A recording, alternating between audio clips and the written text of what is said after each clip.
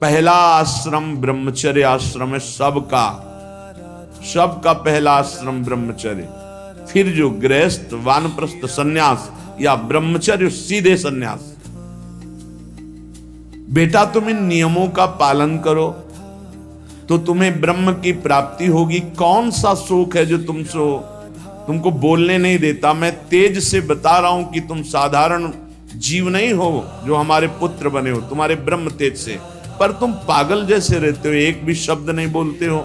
जैसे जड़ भरत जी हार गए, पिता पधार गए, लेकिन कभी गायत्री कभी उच्चारण नहीं किया। संपूर्ण ब्रह्म ज्ञान उनको प्राप्त। जब अनेक बार कहा तो सुमति जी कुछ नहीं बोले। पिता ने स्नेहवश फिर कहा, बेटा तुम छल मत करो, मुझे पता है तुम बोल सकते हो और तुम ज्ञानी महात्मा हो, मुझे पता है तुम्हारा तेज ऐसा है, तुम पागल नहीं हो।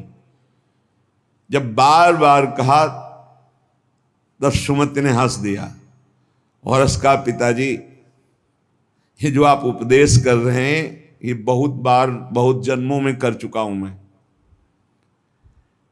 मैं उस तत्व को प्राप्त हो चुका हूं जिसके जानने के बाद कुछ जानना बाकी नहीं रहता। इसीलिए मैं जड़वत पागल आचरण करता हूं कि आप हमको ये ना समझ पाएं कि मैं आपका पुत्र बहुत विद्वान या बहुत ज्ञानी हूं।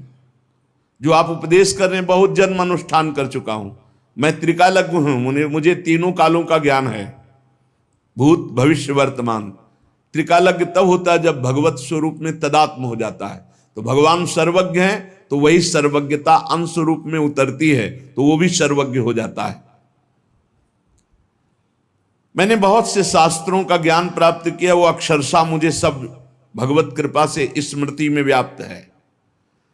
हर कला में मैं प्रवीण हूं, शिल्प कला आदि सब कलाओं में प्रवीण हूं।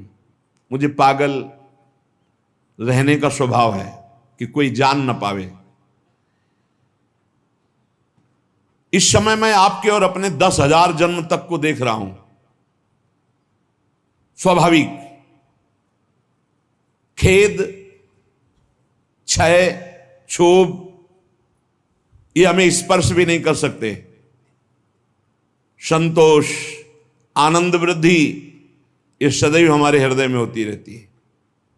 शत्रु मित्र इनका मुझे भान भी नहीं, सब में एक ब्रह्म व्याप्त है, ये अनुभव है।